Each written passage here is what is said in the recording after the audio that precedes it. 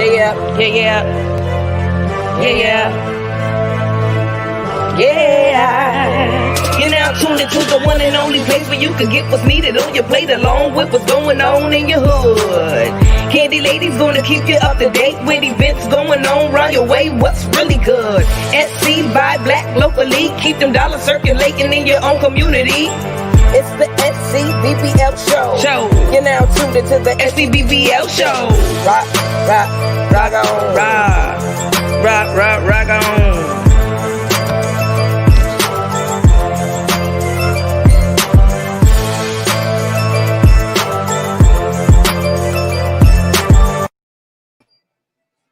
What's good, everybody? Welcome to the SCBBL show. It's your girl, Candace, and today we are here with Ralph Prioleau Jr., who is running for School Board District 7 representative.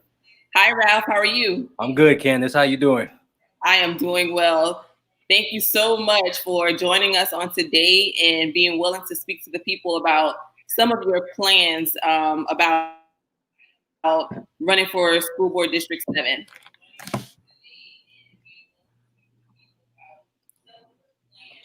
You got some feedback, Ralph? Hold on 1 second.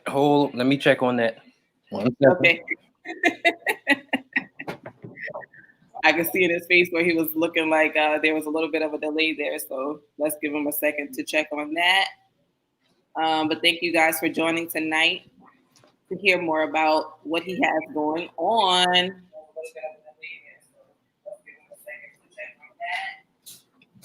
Can you hear me out? I can hear the in the back. Okay. We should be good. All right, good. So Ralph, you are just like everybody else, everyday, hardworking man. Then I don't know if you have children yet, but you have kids too. So you are an everyday working person, and you have developed a passion for wanting to go into the school board district. So could you just tell us a little bit about yourself, where you're from, and what kind of motivated you to go along this path? Well, thank you, Candace. First, I'm born and raised St. Stephen, South Carolina. Went to all the feeder schools, JK, St. Stephen, and Timberland. Graduated from Timberland in 2009, and went to USC Aiken. Got a BA in political science in May 2013. And then I got a Juris Doctorate degree from Charleston School of Law in December 2017. What probably motivated me? Currently I'm working as a law clerk for the Honorable Cynthia Graham Howell, who's the Master in Equity in Orange County. So I'm making that drive every day, hour and a half, Monday through Thursday most times. But I would say what motivated me when I think of a position, what drove me to do this is I've always had the connection that I feel as though tolerance and a passion and your personal stake should coincide with each other. And when I look at my personal stake, my first thought comes to my wife and my kids. So I mean, every one of them has a stake in Berkeley County School District because my wife is an employee of Berkeley County School District. I have a rising senior, I got a rising 8th grader, and I got a rising 4th grader. So, so they keep me young too much. But when you think about that personal stake, that education level, when you think about the quality, I think about them because if I'm getting the quality, if I'm putting myself out there for their purpose, then when they get older, they will have the same purpose that I had. So, I think all parents should take an active part in their child's education. And if they can feel as though they can make positive changes, hey, I say go for it. Wow. Well, kudos to you for even pursuing the law degree and for having a stake in your family's, livelihood.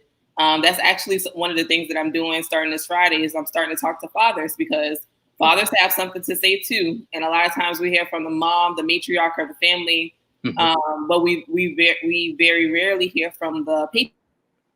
That's true. That's very true. You guys do a lot but a lot of times we don't hear about the things that you have going on. That's true. So kudos for stepping out and getting involved there. So you have a few goals outlined. Did you want to kind of like touch on some of those items? Like, for one, your first goal that you have, he has shared out some like his top 5 goals. So the first goal that you have is to alleviate bus crowding. You want to talk about that a little bit? Yes, I mean, when you look, that's a issue that's been known in Berkeley County. I think it gets highlighted a little bit more in the other end of the county, Cane Bay and you know, the Berkeleys and the Straffords, because they have a much wider population. But in the rural community, we have just the same problem as in the other side of the county. Well, one thing, I said 1 hour bus ride. So I mean, one thing that I see is you have to, in order to alleviate bus overcrowding, we have to hire and retain bus drivers. Yeah. So, and if you look at that, one of the things that I want to see happen, and once again, and Candace, let me say that I'm only one vote. I have to go and work with the board members that are present at that time when I win. But I will say, I do believe that we will have a board that in place that wants to help this issue, because this is a known issue. I want to see, I believe there's a correlation again between tolerance and salary. When you look at tolerance, some people don't like their job, but they love their salary. They'll have a little bit more tolerance to stay on that job. But when, as a bus driver, you deal with bad kids, low pay, and waking up 4 o'clock in the morning, I'll quit much more easier or find another job. So not even in traffic. Yeah. So one thing I feel as though what we need to do, we need to raise the minimum wage. I'm a fan of raising the minimum wage at least to $18 an hour. I'm a fan or proponent of a signing bonus with stipulations, because we cannot train drivers, give them a signing bonus, and then they turn around and leave for a high wage job. So with that stipulation, I'm hoping that we get a signing bonus of $3,000 or more, and we separate that in 2 years. If you don't get that signing bonus until you leave, until you make the first year or in the second year, and then you get your money. If you leave before then, you forfeit your signing bonus. Got it. Makes sense. And then the second goal is to work with Cane Bay community and schools regarding overcrowding there. they just popped up overnight. That's a beast all within itself. Yep. Cane Bay I went through there last week, and it's a fabulous community. Beautiful houses and whatnot. But what I do see is small schools. When they built that school, I'm gonna assess the middle school for a minute. When they built the middle school, they only put it only can house like 980 students. Cane Bay Middle currently has 1,400. Wow. So the question I have is, you have a community that says it should be rezoning, or they're upset about the lottery system. What I am contemplating and proposing at the same time is the fact that we need to sit down and do, number one, a detailed analysis. I say first of the growth that is currently there and what is potential, because we have houses being built all alongside Blacktongue Road. So with that being said, that number is going to increase. Now, the county has put in place a 5-year plan, and they are going to put another added wing onto the elementary and the middle school. Now, that will help with the capacity level where that's currently. But if you're looking at the development that's coming, that's not going to be a long-term fix. I estimate that we might be in the same situation a year or two from now when that wing is finished. So we're going to have to sit down and come up with something because a child who's zoned for K&B should not have to go to Westview, Right. or their neighbor is going to K&B. I mean, that is unfair to that parent. So Ralph, how do you think that happens, that we build up a whole community, but we didn't plan for the amount of students that could come out of that community? I believe it was just simply, I wouldn't say a miscalculation, maybe a miscalculation on growth. Maybe it grew too fast than they thought. Because if you look at it, they started K&B, I think the high school is maybe 10 years old, a little bit over 10. So has it been that long? Yeah, since but 2010 and 2012ish. So maybe they didn't think that growth was going to hit that fast and all those people were going to move in. And the county has been on record that, and some of the board members are on record, including my incumbent, that they don't assess for growth. I believe that we should, because at the end of the day, we can blame. Yeah, at the end of the day, we can blame a developer or whatever, but at the end of the day, the people who are going to take the hit is the school board. Right. Yep. At the end of the day, I mean, and that's kind of an important thing. Like, children are born every day, so it's like there should be some data, and maybe this is a good plug for the census report. I'm not sure, but maybe there should be some data around, on average, that we should see this amount of kids born per year in this area. So let's plan for that growth rate over time. Something along those lines, That's a very good assessment. I also think that we need to assess how many people are moving into the area as well, because we have a lot of people coming from the north into that area. They don't even have 843 numbers. We got 919. Yep, Damien said they just built a hospital over there as well, so that's more traffic that you have to deal with. So yeah, man, there's a lot of work that needs to be done. So I'm glad that you are up for the job. Your third point was that we needed to increase the enrollment in our rural schools that we do have open, such as J.K. Gordine, my alma mater, Cross High and Cross Elementary. The rural schools. Go ahead and talk about that. Well, when I think about the enrollment, we know there's a plethora of things that goes on as to why the enrollment is decreasing. You might have kids who zone for a school going to another particular school. I know, for instance, that JK has lost probably 35 to 40 students that's going probably to St. Stephen Elementary. Cross might be in the same boat with some kids maybe going to K&B. That's it. Well, what we have to do is, when I say increase enrollment, I'm talking about you got to increase the learning experience.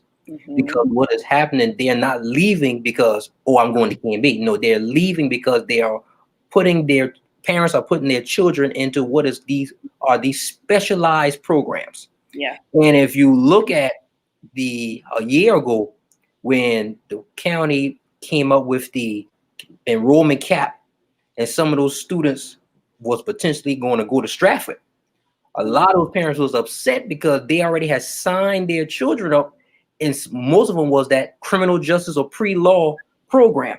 Well, Stratford didn't offer that, so now you had a whole setup, and it's the same thing here.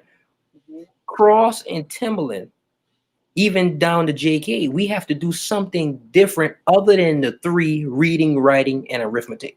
Yes. We got to be in the same boat as K&B and the Stratfords and the Berkeleys. Right. I totally agree.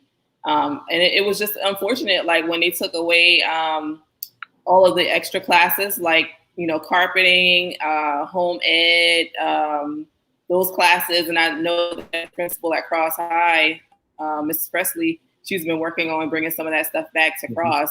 But it's just like things like that where the kids are able to get out, have some of their creative, ability along with the technology age. Everybody's not going to be on the technology bandwagon. So we need something that's going to address both sides of the coin. Like, we still need trade skill workers. At the end of the day, we need these people. They're good paying jobs also. So it makes sense for all schools to provide both the technology and the, hands-on trade, trade skills. That's correct. That's true. Very true. You do have a question. Darla says, do you know when Carnes Crossroads School is expected to start? At this point, I would have to dive into the 5-year plan. Okay. I know that is not something that's going to be done in the immediate future. Yep. Because I think at this point, they're going to, the main goal was those wings at K&B. That's what they've been starting on. And if you go through that area, that's what they're doing right now. So I don't see that school having in the immediate future, but I know it's in the 5-year plan. Okay. Okay. Awesome. Hey, Ma, she says that all vocational needs to come back. All vocational classes needs to come back to the schools. Another parent, Shasha, says that there's some student council, beta programs, STEM programs, robotics programs. Those are also classes that should be, taken into consideration as well. Well, just to piggyback on that, when I was in high school, I was on the robotics team. In fact, Timlin was partnered with Cross at that time. And I remember, in fact, a guy called me out across Pringletown, Harry Gilliard. And I remember him, and I can remember Kier Ravenel. We was all on that robotics team. So, and all those programs are gone. And, Cross and Timlin were champions, national champions. Wow. We went to Columbia, we went to Atlanta, and we won. We won those comps. So it's not like it can't happen. It can't happen. The minds are there. We just need the program. Definitely. And then I was one of the students who used to take the bus from Cross to Berkeley. And me and my friend BJ Clemens, we took CAD drafting. Oh. And both of us went into engineering programs. So that's us when we went into our engineering programs. So all of those things are like very important. It doesn't even necessarily have to be at your home school. If you continue to partner up. That's right. Still possibilities there. And we were doing that. And we were doing that for years. Exactly. And that's more money for the bus drivers, right? When they're taking those trips. That's true. They're still on the clock until they get back to the lot. Exactly. Awesome. So your number 4 goal is to formulate a plan to enhance the learning opportunities presented to the rural school areas. And I think you kind of touched on that already, but if there's anything else that you wanted to add on that. The only thing I would add to that is, like JK and per se, the possibility of closing, something along the lines of a magnet program, but something I think formulating or enhancing the learning opportunities in the rural areas, we cannot be like everyone else. Why do a magnet program of the arts when we already have that at Bonner Elementary? That makes no sense. So, the purpose of it is to be innovative, something like, industrial technology, maybe a research and development school. That's been at our task force meeting. A research and development school partnering with a USC and a Clemson. We have to think outside the box in the rural community. And the kids can't be the same thing we did 20 years ago. Most definitely. I'm so glad you brought up research and development, because as an adult, that's something that I have a passion for. Like, there's a lot of things that happens in the rural community that other places might not even have to deal with. And in order for us to understand it better, there has to be some research done. But oftentimes we're not paid to do that, or we don't know how to get the resources to do it. So it becomes something that I got to get a job, what's going to pay me, or, I don't have time to figure out how to pay myself or get somebody to pay me to do research and development. But if the children are learning that in school, then that's an added bonus. Very true. Very I can't say nothing more on that. Definitely. Awesome. Some of the parents say they think that the robotics program is still at Cross High, so that's a good thing. Oh, that's good. Yeah. I know Timberland lost it, but that's great if Cross still have it. Yes. So your last, not your last point, but the last high level one that you listed on your handouts is that you want to work with career studies to enhance opportunities presented to high school students in their preparation for college, military, and the workforce. Well, Candace, let me say that with this, and I want to be transparent when I say this. Years ago, my grandfather, God bless the dead, Freddie Prioleau, told me, he said, son, everybody can't be a doctor.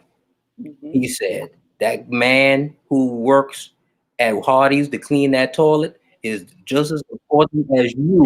Very Because important. if you were a doctor and you go in that bathroom at Hardee's and it's uninhabitable for use, you're not going to use it. So your job That's is right. just as important as the next man. I say that to say this. We know that every student will not go to college. Some don't have no desire to go, which is fine because there are many avenues to success. Right. You don't have to go to college for that. Definitely. But what I'm thinking is when we do a disservice to especially our community is leaving high school with no plan. Mm. You know, and I said I was speaking at a church Sunday and I mentioned this right here, and I will say it for you. If you have no plan, you're going to find mischief. Mm-hmm. Mischief find police. Mm. And police, you will find jail or death. Yep. That's So you got to have a plan. What I'm thinking, and this is my proposal, and I will be glad to hear anyone's proposal on this, is that number one, we need to partner with career studies. If there's a child that wants to cut hair, okay, you got a licensed barber in Cross, Mr. Span. Yep. Bring him there, partner with him to teach these young boys how to cut hair if they desire that. Same thing with cosmetology, same thing with carpentry. Bring these local people in because number one, they're willing to do it, and sometimes they'll do it for free. Yep. You know, you never know until you ask. Or even better, partner with Trident Tech. Trident Tech offers over 70 programs free. Wow. Why can't some of those programs come to the high school? They need students. You're going to get to the financial aid is already there. I know that because my daughter's taking dual credit courses. Her financial aid is paid for. We didn't pay a dime. So the money is there. All we got to do is we got to ask. And if we don't ask, it's not going to come. Yeah. So, you know, I think for the rural community, we need to stop complaining. We need to stop complaining. We need to start finding solutions. Definitely. Okay. So that's so Ralph, as parents of the community, what can we do better to help you guys? Like, we know that representatives, you guys can do so much, but you also need the support of your community. I will say this. And parents do. The community, I will hope, will support a candidate with a vision first. Mm-hmm. I will say this wholeheartedly. I will never ask for a vote based on who I am. Mm-hmm. Don't vote for me because you know Ralph. Vote for me because of the vision that I have. A lot of time I think we vote for people that don't have a plan, don't have a vision. This one, and then this is a turn what we do as Black people. Mm-hmm. We turn right around and complain about the individual for 3 or 4 years. Yep. Then they come back with no plan again, and then we vote for me, and then it's a continued cycle. We got, if the support I would need is, hey, listen, let's come to the table and let's sit down and let's find a solution. Then once I find that solution, I'm going to advocate that to the school board. That's what I'm going to fight for. I believe in my community committee work should be transparent or translate to the voting room. So if you advocate something to me and we are in agreement, that's what I'm going to advocate in Mo's Corner. That's where I think it starts. Definitely. So do you plan to have a forum that you can keep us posted on where we can share that out to people? Can you say that question because you kind of broke up on the first part? Oh yeah, I was saying that. Do you have any plans for like forums where we can interact more about, you know, different ideas and what we have in the work is in the planning stages right now. I'm planning. I want to have 2 community forums. I've already gotten the permission to have one at JK. I'm hoping to have another one. This is very premature. I want to have one across high school. Okay. And I will encourage people to please come, because one of the knocks that when I talk with people are politicians don't come or elected officials don't come until it's November. Mm-hmm. I'm changing that mindset, because I'm telling these guys, hey, I need you here now. When I call you, I didn't need you today. I actually needed you yesterday. Right. And I'm gonna tell you what these elected officials say. They say, we ain't get no call. Mm-hmm. They ain't gonna come unless you call. Right. So when I plan this, and I can already name a person right now that I know for sure is coming. I talked to him last night. Ben Polk, Democratic candidate for solicitor. He will be there. I'm going to get other local officials. I've already talked with Senator Ronnie Sapp for District 32. All I got to do is confirm that date. So we are going to bring those guys. We are going to bring those guys. The community has to come. The community has to support. The community got to ask questions, because when I get elected, the difference between me and probably my incumbent and my opponent, my other opponent can be, is the fact that I'm establishing those political connections now. So that way, when it's time for us to use it, I ain't got to call 5 people to get the number. I already got the number. We going directly to the source. Yes. Love it. I love it. Okay. And my final question is, like, how can we keep up with, representatives like yourself with what they have going on? Like, you have a Facebook page telling people about what you have going on. You are getting into the media channels. How can we as everyday people look more into okay, for my county, it should be this representative running. Let me see if they have anything going on, and if I can reach out. I know for me, I can speak only for myself on this. I know most of the local representatives numbers are definitely on the state legislature page. Okay. They're very easy to find. I will also contend that I think anybody who local political party, whether you identify as a Republican or a Democrat, most time you call that local party, you're gonna get that number. Okay. I have not seen any official so far that doesn't have a Facebook. It's a few, but most of them have a Facebook and are pretty responsive. So, there are avenues there. I'm personally email, phone. I tell anybody, if you Facebook message me, I give my number in a minute. Because I'm a type, I like to talk on the phone anyway. So right. I don't like all that message. Let me talk to somebody on the phone. So right. Because I want to hear your voice, because I want to hear exactly how you sound and your sentiments. So to me, as a community, all they got to do is look. It's trust me, it's not hard, because in the short time that I have announced August 7th, I have talked with people that I never thought I would talk to in my life. I mean, I would have never thought I would have talked to a Ben Polk, and me and him talk probably 2 or 3 times a week. Wow. I even talk with Jamie Harrison's campaign manager. We talk at least once a week. Nice. So they are there, and they want to talk to you. They want to serve. You just got to reach. Definitely. Well, Randy says he supports you, Ralph. Thank you, brother. Lori says that we need to have more advanced healthcare career programs like CNA, nursing, LPN, RN, EMT, police. We need all of those things in the rural community schools. Gerard says that we need SCDOT and a county. They need to offer incentives for people who have a plan. Okay. Getting people more involved in things like that. Mm-hmm. And the other thing I think mention all that, I just want to mention one thing I know for sure that the county is doing, and a lot of people might not be aware of it.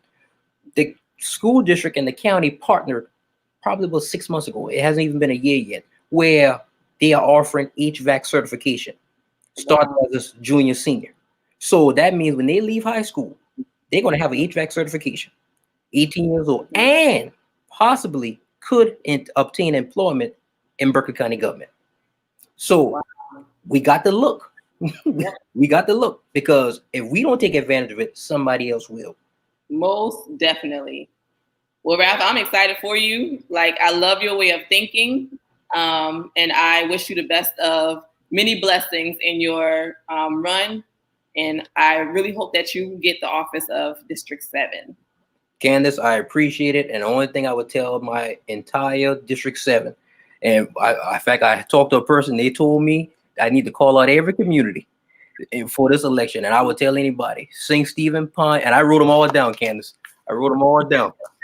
St. Stephen, Pineville, Russellville, Eddytown, Bono Beach, Cross, Springletown, Lebanon, Hilton Crossroads, Cane Bay, Long Ridge, Alvin, Sand Ridge, Poplar Hill. Vote for Ralph Prioleau Jr. on November 3rd.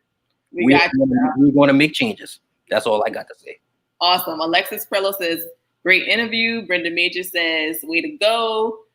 Cambria Fayol says, great job, Ralph. So you definitely have support from I love all three of them.